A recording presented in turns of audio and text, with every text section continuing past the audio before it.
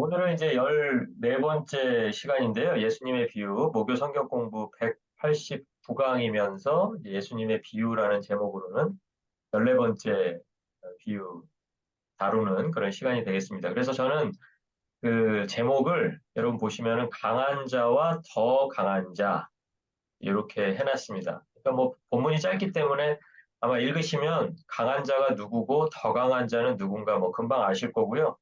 제가 그 제목을 그냥 제가 생각해낸 게 아니라 오늘 본문에 나와 있는 그 21절 시작 부분 그리고 22절 시작 부분에 나와 있는 두 단어를 그냥 합친 거예요. 예, 그래서 저는 그게 너무 제목으로 어울린다 이렇게 생각해서 이렇게 정했지만 또 여러분은 여러분 나름대로 이 비유의 제목을 한번 여러분 스스로 한번 지어보시기를 부탁을 드리고요.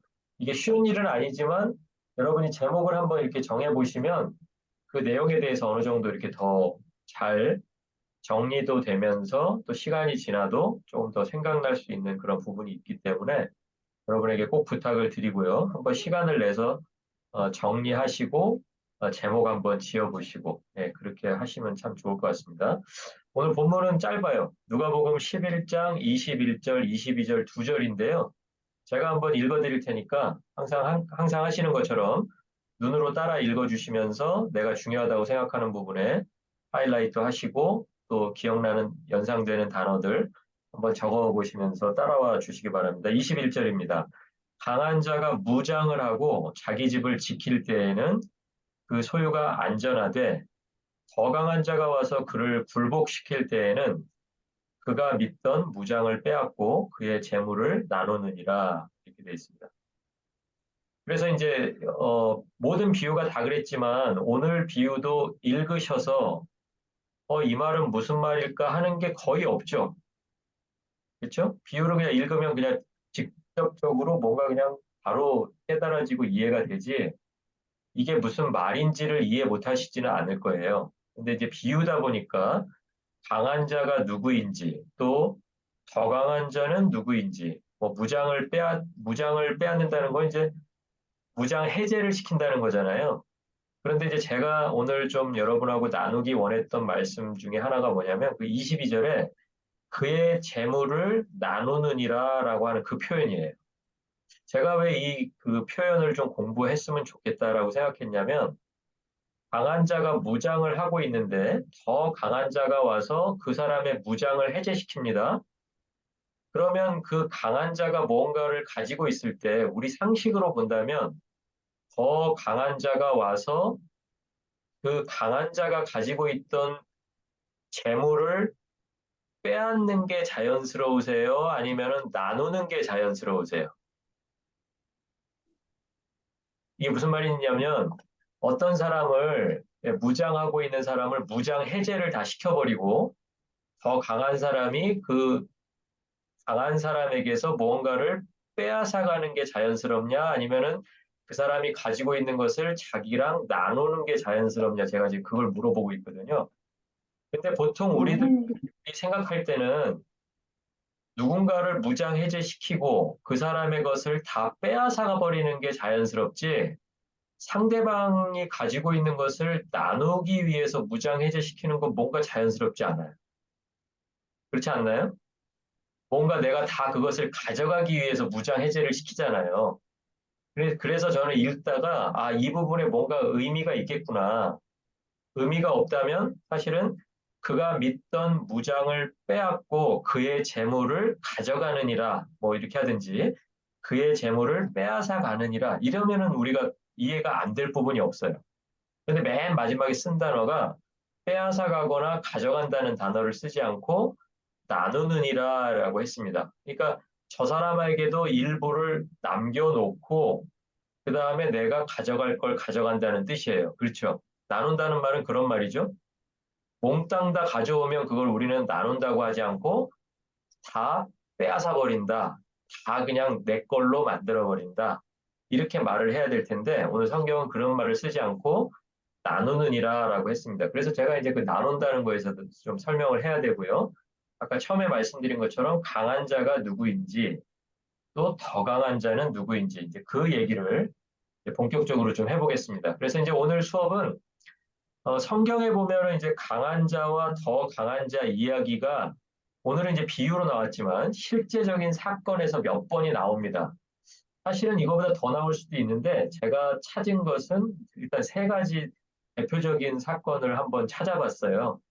강한 자와 더 강한 자 이야기. 그래서 이제 그 이야기를 들으면서 우리가 이제 깨달아야 되는 게 뭐냐면은 이 싸움이라는 것, 강한 자와 더 강한 자의 싸움이라는 것은 결국은 소유권이 누구에게 있는가를 구별하는, 소유권이 누구에게 있는가를 밝히기 위한 싸움, 밝히기 위한 무장 해제가 되겠구나. 이거를 생각하시면서 제가 세 가지 내용을 한번 이렇게 쭉 짚어드릴 테니까 여러분이 한번 그 소유권이 어디에 있는지 과연 그런 것을 다루고 있는 문제인지 아니면 또 다른 의미가 있는 것인지 한번 그것을 우리가 한번 좀 생각해 봤으면 좋겠습니다. 자, 그래서 첫 번째 이야기는 출애굽기 12장 31절에서 36절에 나오는 이야기입니다. 그런데 제가 이 이야기를 읽어드리지는 않고요. 한번 요약을 해볼게요. 이게 언제의 이야기냐면 출애굽기 12장 31절은 애굽의 장자를 죽인 하나님의 열 번째 재앙. 여러분 기억나시죠? 뭐 순서는 여러분 중요하지 않지만 뭐 기억나는 재앙들이 몇 가지가 있을 거예요. 뭐 우박도 내렸었고 파리, 그다음에 저 피로 바꾼 그런 사건도 있었고 개구리가 뭐 땅으로 다 올라온 그런 일들도 있었고 뭐 별의 별 재앙들이 있었는데 열 가지 재앙 중에 마지막 재앙이 뭐였어요? 마지막 재앙이 애굽의 장자, 사람의 장자뿐만이 아니라 짐승의 첫 번째 소생까지도 다 한꺼번에 죽여버린 그 하나님의 이제 무시무시한 재앙이 있었던 것을 아마 여러분 다 기억하실 거예요. 그런데 그 애굽의 장자를 죽이신 그 재앙이 끝나니까 그 전까지 그렇게 고집스럽게 버텼던 바로가 어떻게 해요? 아론하고 모세를 불러가지고 항상 그 전에는 아론하고 모세가 찾아갔잖아요. 이야기하려고 찾아갔는데 그때는 또 그러겠다고 했다가 나중에 또 마음을 바꾸고 그러겠다고 했다가 마음도 바꾸고 계속 그러다가 나중에 아홉 번째 재앙에 와서는 뭐라 그러냐면 바로가 너희들 다시는 내 눈앞에 보이면 다 죽이겠다 이렇게 얘기를 해요. 그러니까 이제 찾아갈 수도 없는 입장에서 열 번째 재앙이 내려지고 그 다음에 이제 입장이 바뀌어서 바로가 모세와 아론을 부릅니다. 궁으로. 그래서 빨리 다 데리고 나가라라고 최종적으로 발언을 해요. 근데 그 얘기가 뭐냐면 강한 자였던 바로가 이스라엘이 더 강한 자이신 하나님의 소유인 것을 인정한 사건이 바로 출애굽기 12장 31절에서 36절의 사건이 되겠습니다. 그러니까 오늘 비유에서 말하는 강한 자가 무장을 하고, 그러니까 자기 집을 지킬 때 그 자기 집에 가지고 있던 그 소유가 바로의 입장에선 누구였다는 거예요? 히브리인들, 그렇죠? 모세와 아론을 포함해서 지금까지 400년 동안 애굽 사람들 밑에서 애굽 사람을 위해서 수고했던 그 히브리 노예들이 뭐라는 거예요? 그 소유라는 거예요. 그 소유. 예. 그런데 더 강한 자가 와서, 그러니까 그 더 강한 자는 누구예요? 하나님이시죠. 여호와 하나님. 하나님이 와서 그를 굴복시키고 그가 믿고 있던 그 무장을 빼앗고 결국에는 어떻게 하냐면 그의 재물을 나눈다 그랬어요. 그러니까 앞에 있는 소유하고는 다른 거예요. 앞에 있는 소유는 히브리인들이고 히브리인들을 나눈 것이 아니고 뭐를 나눠요? 그의 재물을 나눕니다. 그의 재물. 그러니까 아까도 제가 말씀드렸잖아요. 더 강한 자가 와서 강한 자를 무장 해제시킨 경우에는 더 강한 사람이 가지고 있는 걸 몽땅 다 뺏어가는 게 우리 사고에는 자연스러워요. 그런데 오늘 성경에서 비유해서 읽은 것처럼 그의 재물을 나누었던 일들이 실제로 그 열 번째 재앙 직후에도 있었다라는 거예요. 그러니까 이런 거예요. 이스라엘 백성들이 이제 갈 준비를 하고 마지막 그 떠나기 전날 밤이 무슨 달이었냐면 6월절 밤이었어요. 그렇죠? 그리고 6월절 밤에 하나님은 애굽의 장자들과 짐승의 첫 번째 새끼들을 다 죽여버리십니다. 그러고 나서 그 밤에 바로의 궁에서 모세와 아론을 불러들이라는 명령이 떨어져서 이제 들어가서 너희들 빨리 나가라라고 하니까 이제 그 다음날 새벽에 막 나가는 거예요. 6월절 지난 바로 다음날. 자, 그런데 이제 그때 나가면서 어떤 일들이 벌어지냐면 이스라엘 백성들이 그냥 나가지 않고 자기 옆에 살고 있는 애굽 사람들에게 나 너희들의 은금, 폐물, 의복 이런 것들이 필요하다라고 이야기하는 거예요. 자기들이 필요한 만큼을 누구의 은금과 폐물과 의복을 통해서 공급을 받냐면 애굽 사람들, 예, 더 강한 자가 가지고 있던 재물을 나누어서 갖고 가버립니다. 사실 이게 빼앗은 건데 자기들이 자발적으로 줘요. 그러니까 앞으로 더 무슨 재앙이 더 있을지 모르니까 말만 했을 뿐인데 이미 무장 해제가 된 사람들이기 때문에 잘나는 대로 다 주는 거예요. 그게 오늘 성경에서 이야기한 본문의 표현대로는 빼앗았다라고 얘기하지 않고 나누었다라고 얘기합니다. 이해가 가시죠? 예. 그러니까 역사적으로 지금 누가복음 11장에서 이야기하고 있는 비유와 딱 맞아 떨어지는 사건이 이제 애굽에서 출애굽할 때 그 마지막 밤에 또 그 다음날 새벽에 있었던 바로 그 사건이에요. 자, 그게 이제 첫 번째 이야기가 되겠고요. 두 번째 이야기는 사무엘상 6장 1절부터 18절에 나오는 이야기입니다. 사무엘상. 제가 이제 지금 사무엘상을 쓰고 있거든요. 제가 이 부분을 얼마 전에 쓴 것 같아요. 사무엘상 그 6장 1절에서 18절 이 부분을 썼습니다. 그래서 이제 다시 봤거든요. 다시 보니까 이제 무슨 내용이냐면 에베네셀에서 자기들의 전쟁에 도움이 될까 해서 하나님의 궤를 가지고 나오라 그러잖아요. 그래서 가지고 나와서 이제 에베네셀에서 싸웠는데 이스라엘 백성들이 져요. 그러니까 궤에 효험이 있다 없다. 없다 이렇게 생각이 들 수밖에 없잖아요. 예, 그래서 이제 궤를 뺏기고 궤를 끌고서 이제 이 사람들이 어디로 가냐면은 블레셋 땅으로 이제 가지고 들어가 버립니다. 그러니까 쫓아 들어갈 수도 없잖아요. 지금 진 사람들이니까 이긴 사람들이 더 강한 사람이 하자는 대로 그냥 막 끌려가는 거예요. 그러니까 이 당시에 이제 궤를 빼앗겼을 때에는 마치 겉으로 볼 때는 누가 더 강한 사람처럼 보였겠어요? 블레셋 사람들이 이스라엘 사람들보다 강한 사람으로 보였겠죠. 그렇죠? 그리고 실제로 그 강한 사람이 그러니까 더 강한 사람이 강한 사람의 소유를 다 빼앗아가 버리는 그런 일이 이제 발생을 한 거예요. 그래서 이제 하나님의 궤를 빼앗깁니다. 그래서 이제 맨 처음에 그 하나님의 궤를 빼앗아서 가지고 간 장소가 어디냐면 아스돗이라는 장소예요. 근데 아스돗이라는 장소에 들어가서 신전에다가 하나님의 궤를 딱 이렇게 놔두는데 그 신전이 누구의 신전이냐면 다곤이라는 우상의 신전이에요. 다곤. 다곤은 여러분 어떤 우상이냐면 물고기 신인데요. 물고기 신. 몸은 몸하고 그러니까 얼굴은 사람의 얼굴을 하고 있는데 몸이 물고기인 그런 우상이에요.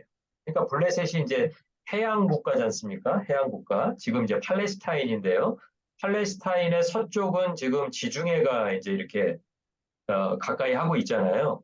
그러니까 이제 그 바다에서 자기들이 이제 뭐 고기도 잡아야 되고 또 다른 나라 또 침략하러 갈 때 이제 항해도 해야 되고 하는데 이걸 누가 지켜줘요? 누가 잘 되도록. 예, 고기도 잘 잡히고 또 항해할 때 비가 오면 안 되잖아요. 비바람이 불면 얼마나 힘들어요. 그러니까 그러지 않도록 도와주려면 힘 있는 다곤 신이 그 물고기 모습을 하고 있는 다곤 신이 우리를 좀 도와줘서 우리를 이제 잘 이끌어줘야 되니까 그런 신들을 섬긴 거예요. 그런데 이때까지만 해도 이 사람들이 이제 하나님의 궤까지 빼앗아 갔으니까 하나님이 세다고 생각했겠어요? 다곤 신이 세다고 생각했겠어요? 다곤 신이 세다고 당연히 생각했겠죠? 야, 우리가 그동안 제사 드린 보람이 있구나. 그동안 주일에 안 빠지고 주일이었는지 모르겠지만 어쨌든 그 사람들은 무슨 요일을 날 제사했는지 저는 잘 모르겠습니다. 어쨌든 자기들이 정한 날마다 계속해서 다곤신에게 정성을 다했더니 다곤신이 우리를 이렇게 지켜주셨다. 뭐 그렇게 생각하지 않았겠어요? 전쟁도 이겼고 하나님의 궤도 빼앗아 왔잖아요.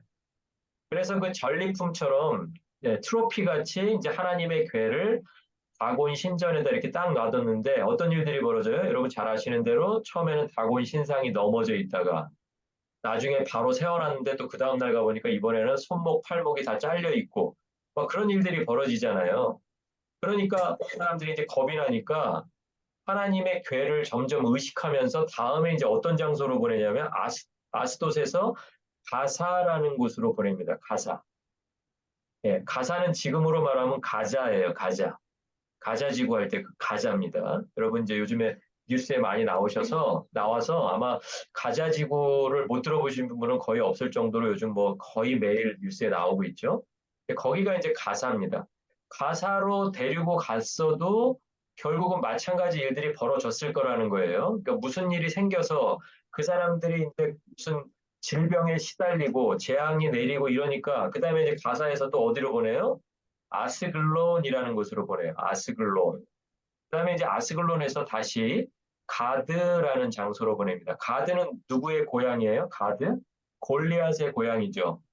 다윗과 싸우다가 전쟁터에서 다윗의 물맷돌을 맞고 죽어서 이제 다윗이 가서 골리앗의 칼로 이제 골리앗의 목을 치잖아요. 그 거인 장수 골리앗의 고향이 바로 가드가 되겠습니다. 골리앗도 거인이었고 성경에 보면 이제 골리앗 동생도 거인이었어요. 네, 그런 이야기가 이제 사무엘 상하에 이제 쭉 나오는데, 자, 여기서 보면 이제 그 가사, 아스글론, 가드를 거쳐서 마지막에 이제 어느 땅까지 가냐면 에그론이라는 땅까지 가요. 근데 에그론은 또 신전이 누구의 신전이 있냐면 바알세불의 신전이 있어요. 바알세불은 무슨 신이냐면 파리의 신입니다. 파리. 예, 파리 이렇게 날아다니는 파리 있죠? 플라이. 예, 요 파리를 숭배하는. 그러니까 이 사람들은 뭐 우상을 섬길 때는 뭔가 이제 강한 존재, 뭐 태양이면 태양, 아니면 달이면 달. 때로는 이제 뭐 이것저것 우상으로 삼다가 나중에 이렇게 딱 봤더니 파리 때는 그냥 뭐 번식도 잘하고 또 사이즈는 좀 작은 것 같은데 어떤 때는 그냥 큰 음식물도 며칠 만에 다 그냥 없애버릴 정도로 능력이 뛰어나고 이러니까 이제 이 사람들이 섬기다 누구까지 섬기는 거예요? 파리까지 섬기면서 파리의 신 바알세부를 이제 거기다가 신으로 모시고 있는 그 동네가 바로 에그론이 되겠습니다. 에그론 땅에 갔다가 거기서도 똑같은 일이 벌어지니까 하나님의 재앙이 벌어지니까 그 다음에는 어떻게 하냐면 베세메스라는 그 국경 도시로 돌려보낼 계획을 세워요. 그래가지고 여러분 잘 아는 것처럼 어떤 일이 있었어요? 국경지대로 그냥 돌려보냈는데 자기들이 들고 갈 수는 없으니까 수레 하나를 이렇게 만들어가지고 수레에다가 하나님의 괴를 싣고 그 다음에 수레만 실은 게 하나님의 괴만 실은 게 아니라 자기들이 지금 블레셋에 5도시들이 있었잖아요. 그렇죠? 아까 말씀드렸던 뭐 아스돗, 가사, 그다음에 아스글론, 가드, 또 에그론 이렇게 5도시가 이제 블레셋을 대표하는 5도시인데 그 5도시를 다스리고 있는 지도자들이 함께 사죄 드린다라는 의미로 금, 독종 5개를 만들고 금, 쥐 형상을 5개를 만들어서 같이 실어보내는 거예요. 자, 그러니까 이제 이 장면을 우리들이 자세히 본다면 결국 이 이야기가 알려주는 것은 뭐냐면 하나님의 괴를 누가 소유할 것인가의 문제에 대해서 이야기하고 있다는 거예요. 그래서 처음에 전쟁에서 블레셋이 이겼을 때는 하나님의 괴에 대한 소유권이 블레셋에 있다라고 보여졌어요. 겉으로. 그런데 실제로 거기서 그 땅에서 괴가 있는 동안에 그 몇 개월 동안에 벌어지는 일들을 보니까 블레셋이 소유할 수 있는 하나님의 괴가 아니죠. 그렇죠? 예, 블레셋은 소유할 수 없어요. 소유권이 블레셋에 있지 않아요. 하나님의 괴의 소유권은 이스라엘에 있고 더 정확하게 말하면 하나님께 있어요.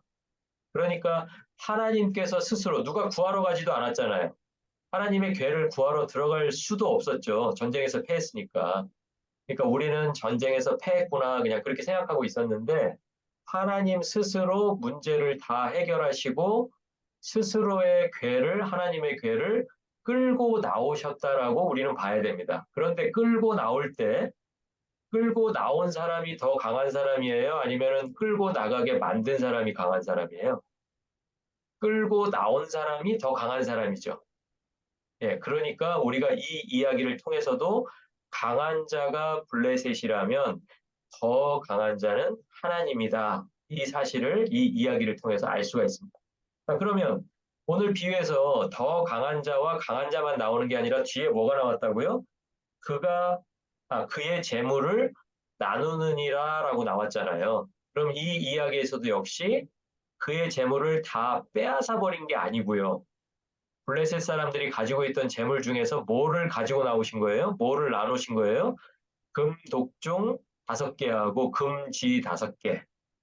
예, 그리고 송아지, 암소, 전나는 소라 그랬으니까 송아지 2마리, 송아지가 아니라 암소 2마리, 그리고 새 수레, 이렇게 해서 블레셋이 가지고 있던 그 블레셋의 재물 중의 일부를 나누신 사건이 바로 그 베세메스로 하나님의 괴가 돌아온 사건이다. 이렇게 되겠습니다. 이해가 가시죠? 이제 한 이야기만 더 소개해드리면, 오늘 비유에서 왜 나누었다라는 단어를 썼을까? 빼앗아 버렸다, 다 가져버렸다라고 쓰지 않고 왜 나누었다라고 썼는지 이제 그게 좀 이해가 가실 거예요. 자, 세 번째 이야기 한번 들려드릴 텐데, 이 세 번째 이야기는 에스라서 1장에 나오는 이야기입니다. 에스라서 1절부터 11절에 무슨 내용이 나오냐면, 이스라엘 백성들이 이제 그 바벨론 포로가 돼서 이제 끌려갑니다. 바벨론 포로가 돼서 끌려갔다가 70년이라는 시간을 채우고 나니까 하나님께서 예레미야 선지자에게 하신 말씀이 있었어요. 70년이 지나면 돌아오리라라고 했는데 아무도 그 일에 대해서 기억하지 못했어요. 왜냐하면 세대가 2번이 바뀌었잖아요. 70년이 지났으니까 아이 때, 예를 들면 뭐 10대가 끌려갔어도 적어도 몇 살이에요? 적어도 80살. 그렇죠? 이제 막 태어난 아기도 포로지에서 막 태어난 아기도 70이 넘어버리는 그런 상황이 벌어지니까 뭐 40이었던 청년들, 30이었던 청년들은 이제 아마 다 이제 이 세상에서 하직한 그런 사람들이 됐을 거고요. 뭐 그 포로지에서 태어난 사람이라고 해도 장년 내지는 중년, 노년 이제 그렇게 아마 가게 되었을 겁니다.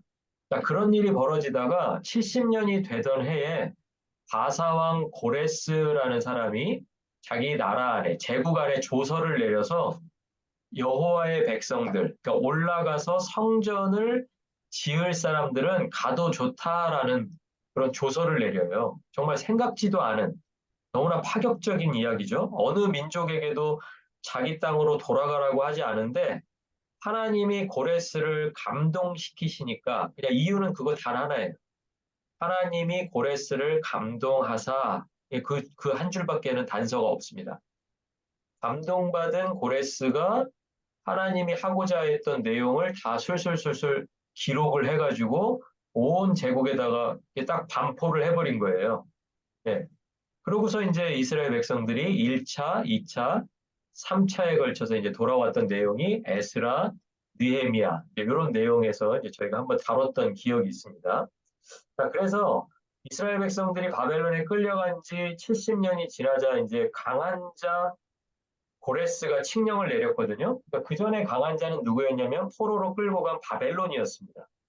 그리고 지금은 강한 자가 누구냐면 바벨론을 멸망시키고 또 제국으로 등장한 바사, 페르시아 제국이죠. 지금 이란의 옛날 이름이 이제 페르시아거든요. 네, 그래서 이제 그 페르시아의 성경 이름이 이제 바사인데 그 바사 제국이 현재는 강한 자가 돼 있습니다. 그러니까 강한 자들이 소유하고 있던 바벨론 포로를 더 강한 자가 와서 그를 감동시키니까 어떻게 보면 이건 이제 무장 해제를 시키는데 이제 마음의 무장 해제를 시켰다고 봐야겠죠. 예, 어떤 육체적인 물질적인 무장 해제가 아니라 그 고레스 왕, 그러니까 가장 그 당시로 봐서는 강한 자라고 할 수 있는 고레스 왕의 마음을 무장 해제시켜 버리니까 그 다음에 어떻게 하는 거예요? 하나님의 백성들이 예루살렘으로 유다 땅으로 이제 돌아올 수 있는 그런 기회들을 이제 가지게 됩니다. 자, 그러면 이제 이 이야기를 소개해드리는 이유는 강한 자가 더 강한 자가 와서 그를 무장해제 시킨 다음에 맨 끝에 뭐가 있었다고요? 그의 재물을 나누느니라 했잖아요. 그럼 아까 이제 출애굽할 때도 애굽 사람들에게서 은금, 폐물, 뭐 옷 이런 걸 다 받아서 나왔고 또 하나님의 괴가 블레셋에 빼앗겼던 것 같지만 괴를 스스로 걸어 나오게 하면서 그냥 나온 것이 아니라 어떻게 해요? 그 블레셋 사람들의 재물 중에 일부였던 수레, 뭐 소 두 마리, 금 독종 다섯 개, 또 금쥐 다섯 개, 뭐 이런 것들을 쭉 끌고 나오시잖아요. 그러니까 바벨론 포로로 갔던 사람들이 바사왕 고레스에 의해서 돌려보내지면서도 빈손으로 왔겠어요? 아니면 뭔가 재물을 나누는 일이 있었겠어요?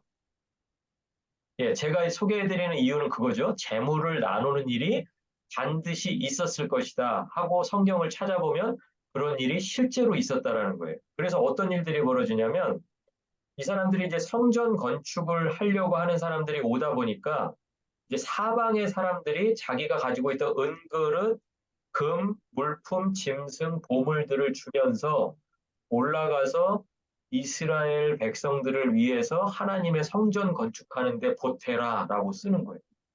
그러니까 이거는 애굽 사람들이 줬던 것보다 훨씬 자발적이죠. 그렇죠? 고레스의 마음만 무장 해제가 된 게 아니라 그 주변에 살고 있던 그 페르시아 제국 안에 살고 있던 그 이웃 사람들의 마음의 무장도 해제시켜 버리니까 이 사람들이 떠나는 사람들에게 자기가 가지고 있던 은, 금, 보석, 뭐 물품 이런 것들을 다 줘서 보내면서 하나님을 위해서 성전 짓는데 보탬이 되도록 그렇게 하셨다라는 거예요. 그런데 일반 사람만 그렇게 하지 않고 이 사건의 의미가 있는 것은 이제 고레스 왕의 마음을 무장해제 시키셨다 그랬잖아요. 그럼 이제 고레스가 뭔가를 내놓았을까를 살펴보면 고레스 역시도 떠나는 이스라엘 백성들에게 히브리 노예들에게 무엇인가를 내놓았는데 그게 내용이 어디 나오냐면 그 고레스 왕이 자기 할아버지가 느부갓네살이에요. 느부갓네살 많이 들어보셨죠? 느부갓네살이 이제 할아버지인데 그 할아버지 때 다 빼앗아 왔던 그 물품들이 이제 거기다 제가 써놨습니다. 금접시 30개, 은접시 1000개, 칼 29개. 그러니까 이게 이제 식기예요, 식기. 성전에서 쓰는 이제 그 주방용품들. 예, 그래서 금대접 30개, 은대접 410개, 그 밖에 그릇들 그러니까 그 밖에 그릇이라는 건 뭐겠어요? 그 밖에 그릇. 우리 신약 성경 보면 비유가 나오잖아요. 큰 집에는 그릇이 있어서 금으로 만든 것도 있고 은으로 만든 것도 있고 또 뭐도 있다 그래요? 노수로 만든 것도 있고 흙으로 만든 것도 있다 그러잖아요. 그렇죠? 그러니까 그 밖에 그릇에는 뭐하고 뭐가 들어갔겠어요?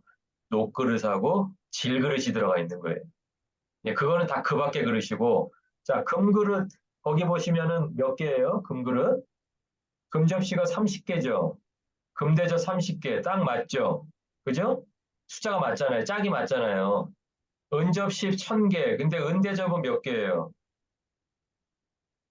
은대접 410개잖아요. 그럼 무슨 일이 벌어졌다는 거예요? 아, 은대접 590개는 잊어먹은 거죠. 가지고 오다 깨뜨렸든지 흘렸든지 뭐 누가 몰래 가져갔든지 짝이 안 맞잖아요, 지금. 짝은 맞춰야 될 거 아니에요. 그릇하고 대접하고는. 그죠? 네. 그러니까 그리고 거기 보면은 이제 뭐 칼 이런 거는 많이 없어진 것 같아요. 그죠? 29개밖에 없을 리가 없잖아요. 짝이 안 맞잖아요. 네. 네, 그런 것도 이제 알 수가 있는데 어쨌든 그 성전에서 빼앗아갔던 그 성전 기물들을 나중에 이제 그 유대 사람들을 다 통솔해서 올라간 사람이 누구냐면 나중에 이제 유대의 총독이 된 세스바살이라는 인물이에요. 세스바살. 예, 세스바살이라는 인물에게 그것을 다 받아서 올라가도록 그렇게 조치를 취해 줍니다. 이 이제 세 가지 내용을 통해서 우리가 알 수 있는 것은 각각의 사건이 말하는 바는 소유권이 누구에게 있느냐의 문제예요. 소유권은 이렇게 생각하시면 좋아요. 강한 자에게 소유권이 있습니까? 아니면 더 강한 자에게 소유권이 있습니까? 더 강한 자에게 소유권이 있다라는 거예요. 그러니까 제가 아까 설명드리고 싶었던 거, 왜 빼앗았다라고 말하지 않고 나누었다라고 말했을까? 그 이유를 생각해 보면 처음부터 강한 자가 자기 소유라고 생각했던 것은 강한 자만 그렇게 생각한 거고 실제로 소유가 누구에게 있었다라는 거예요? 더 강한 자가 소유권이 있었다라는 거예요. 자, 그러니까 이제 출애굽 사건으로 돌아가 보겠습니다. 출애굽 사건에서 강한 자였던 바로는 자기가 무엇을 소유하고 있다고 생각했냐면 히브리 노예들을 소유하고 있다라고 생각했어요. 자기 소유라고 생각했어요. 그런데 히브리 노예들의 소유권은 누구에게 있었다? 더 강한 자이신 여호와 하나님에게 있었다. 이해가 가시죠? 자, 그럼 이제 두 번째 이야기도 똑같이 그렇게 정리해 보겠습니다. 전쟁에서 승리한 블레셋 사람들은 하나님의 궤에 대한 소유권이 누구에게 있다고 생각했어요? 블레셋 사람들에게 있다고 생각했어요. 자, 그런데 더 강한 자이신 하나님께서 나타나시니까, 하나님이 역사하시니까 더 강한 자가 그 하나님의 궤의 소유권자라는 것이 분명해졌어요. 그렇죠? 그 분명해진 증거는 뭐냐면 강한 자가 가지고 있던 재물을 나누어 주는 거예요. 그러니까 강한 자 입장에서는 뺏긴 건데, 그렇죠? 강한 자 입장에서 뺏긴 거잖아요. 뭐 많건 적건 간에 어쨌든 뺏긴 겁니다. 그래서 강한 자의 입장에선 뺏긴 거지만 더 강한 자에서 입장에서 보면 이건 내가 뺏어온 게 아니죠. 왜요? 원래부터 내 거였으니까. 그렇죠? 네. 그러니까 이 비유의 핵심은 그거예요. 더 강한 자 입장에서는 원래부터 내 거이기 때문에 빼앗았다라고 말하지 않아요. 빼앗는 거는 저 사람 소유를 내가 힘이 더 세니까 내 소유로 만들 때 우리는 그것을 빼앗았다고 얘기해요. 그러니까 이것은 빼앗아 온 게 아니라 어떻게 보면 나누었다라는 뜻은 뭐냐면 찾아왔다라는 말이 더 맞을 거예요. 그렇죠? 네. 원래 하나님 거였습니다. 네, 원래 하나님 거.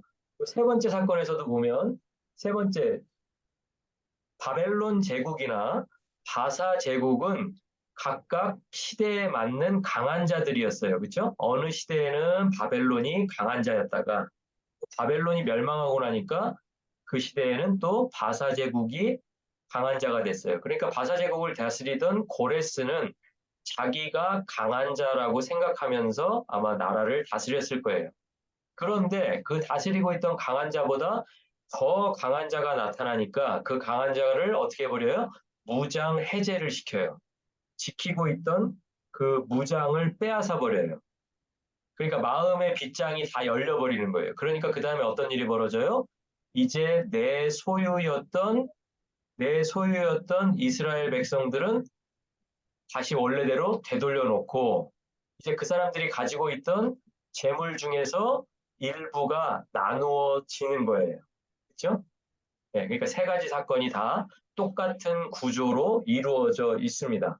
자, 그러니까 이제 왜 아까 제가 처음에 말씀드렸던 것처럼 빼앗았다라고 이야기하지 않고 나누었다라고 하는 이유는 뭐냐면 한 번도 소유권은 넘어간 적이 없다라는 거예요. 바벨론 포로였던 그 순간에도 그 포로들의 소유권은 누구에게 있어요? 포로들의 소유권은 하나님에게 있다. 장소를 바꿔서 하나님께서 징계하시는 것 뿐이지 징계한다고 해서 하나님께서 그 사람들의 소유권을 넘기신 게 아니다.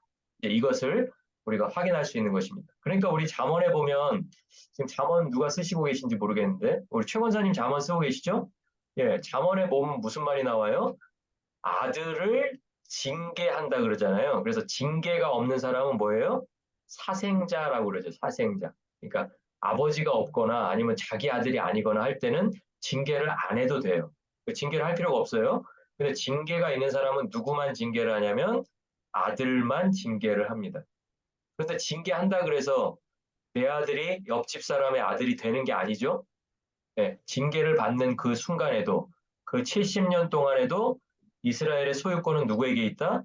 하나님에게 있다. 그것을 성경이 말하고 있고 그리고 똑같은 구조를 지금 예수님은 비유로 이야기하시는 거예요.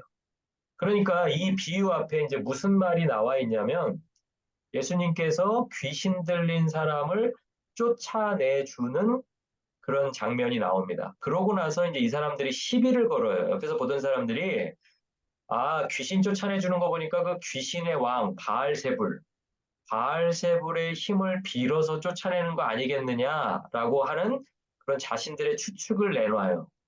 그러면서 이제 오늘 비유에 말씀하신 것처럼 뭐 강한 자가 무장을 하고 자기 집을 지킬 때에는 그 소유가 안전하되 더 강한 자가 와서 그를 굴복시킬 때에는 그가 믿던 무장을 빼앗고 그의 재물을 나누느니라 뭐 이런 말을 하는 거예요. 그러니까 귀신 들려 있던 사람의 그 상태에 있을 때는 귀신의 입장, 그러니까 사탄의 입장에서 보면 그 사람의 소유권이 누구에게 있다고 생각하는 거예요? 사탄의 입장에서는 강한 자인 사탄 자신이 마치 그 사람을 소유하고 있는 것처럼 내가 이 사람의 인생을 내 마음대로 할 수 있는 것처럼 생각이 들겠죠. 그런데 더 강한 자이신 예수님이 나타나시니까 예수님이 지금 주장하고 싶은 건 뭐예요? 그 사람의 소유권은 너에게 있는 것이 아니라 나에게 있다라고 그렇게 말씀하시는 거예요. 이해가 가시죠? 예, 요 구조에서 이해를 하시면 이제 예수님이 행하셨던 그런 모든 기적들이 결국은 다 예수님께서 소유권이 자신에게 있다라고 주장하시는 그런 사건들인 거였어요. 그리고 이제 제가 이제 세 가지 이야기를 이렇게 설명을 드렸지만 사실은 성경에는 더 많은 내용이 나와 있을 겁니다. 그러니까 여러분께서 혹시 필사성경을 쓰시다가 그런 이런 같은 구조의 이야기들을 만나시면 좀 같이 나누고 저한테도 좀 알려주시고 그렇게 했으면 좋겠습니다. 이제 마지막 부분 정리하고 마치겠습니다. 이제 강한 자의 입장에서는 자기 소유인 줄 알고 자기 재물이라고 생각했지만 처음부터 더 강한 자의 소유였고 소유권은 한 번도 바뀐 적이 없다. 그게 이제 오늘 비유가 이야기해주는 내용이 되겠습니다. 그래서 이제 학개서 2장 8절 이번 주 주일 설교 본문이기도 한데요. 학개서 2장 8절에 보면 뭐라고 나와 있냐면 은도 내 것이요 금도 내 것이니라 만군의 여호와의 말씀이니라. 그러니까 여기에 은하고 금만 얘기했지만 결국은 뭐예요? 우리들을 포함해서 온 우주 만물이 그 순간에는 어떤 강한 자의 소유인 것처럼 강한 자는 착각할 수 있지만 결국은 소유권은 누구에게 있다? 만군의 여호와에게 있다. 우리가 믿고 따르는 하나님 아버지에게 있다. 이제 이것을 저희가 기억하시면 되겠습니다. 그래서 아까 말씀드린 것처럼 이제 그 귀신 들린 사람의 소유권도 하나님에게 있다. 그래서 예수님이 귀신을 쫓아내는 그 행위, 귀신을 쫓아내는 그 기적은 예수님이 소유권자임을 주장하는 행동이다. 소유권이 예수님에게 있다. 그러니까 무엇보다도 누구의 소유권이 예수님에게 있는 거예요? 저하고 여러분이죠. 그렇죠? 저하고 여러분이 마치 누군가에게 소유되어 있는 것 같은 상태가 가끔씩 있지만 결국에는 그 순간에도 우리의 소유권은 변하지 않는다. 이거를 좀 기억해 주시면 좋겠습니다. 그래서 이제 죄인을 새로운 국가의 국민으로 살아가시게 하는 출발점이 뭐냐면 소유권을 확인해 주시는 사건인 거예요. 병을 고친다든지 귀신을 쫓아낸다든지 뭔가 하나님께서 그전에는 없던 믿음을 주시는 그 행동이 이 사람의 소유권이 나에게 있다라고 확인해 주시면서 이제는 누구의 소유로 살아가라는 거예요? 하나님 아버지의 소유인 것을 잊어버리지 말고 살아가라. 그 사건이 바로 오늘 본문의 사건이 되겠습니다. 이제 마귀의 소유와 재물들을 하나님께서 이제 나누실 시간이 된 것이다. 이렇게 말씀드릴 수가 있겠고요.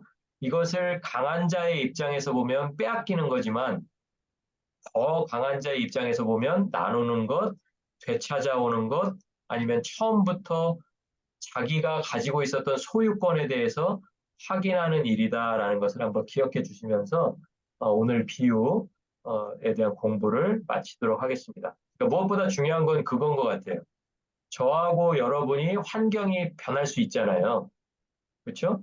환경도 변하고 어떤 어려움이 왔을 때 마치 우리의 소유권이 어디에 있는지 그게 좀 흔들릴 때가 있는데 그때 이 비유를 떠올리시면서 우리의 소유권은 한 번도 하나님에게서 옮겨진 적이 없다. 하나님이 학개서에서 말씀하신 것처럼 은과 금뿐만 아니라 하나님의 백성들, 심지어는 포로지에 끌려간 그 사람들조차도 하나님에게서 소유권이 한 번도 떠난 적이 없다. 그것을 한번 기억하시면서 오늘 공부를 마쳤으면 좋겠습니다. 다음 주 이 시간에 공부하게 될 내용은 제가 목요일 날까지 동영상 만들어서 여러분에게 링크로 보내드릴 거고요. 오늘 배우신 이 공부의 내용, 제가 부탁드리는 것은 제가 본문 세 가지를 적어놨거든요. 그 본문 세 개 꼭 한번 찾아보시고 다시 그 이야기들을 떠올리실 때 오늘 비유가 했던 이 구조, 강한 자와 더 강한 자, 그리고 재물을 나눈다라는 그 사건들이 어떻게 기록되고 있는지 그런 것들을 한번 좀 쭉 보시면서 일주일 보내셨으면 좋겠습니다. 오늘 공부하시느라고 수고 많으셨고요. 주일에 다시 뵙겠습니다. 감사합니다. 감사합니다.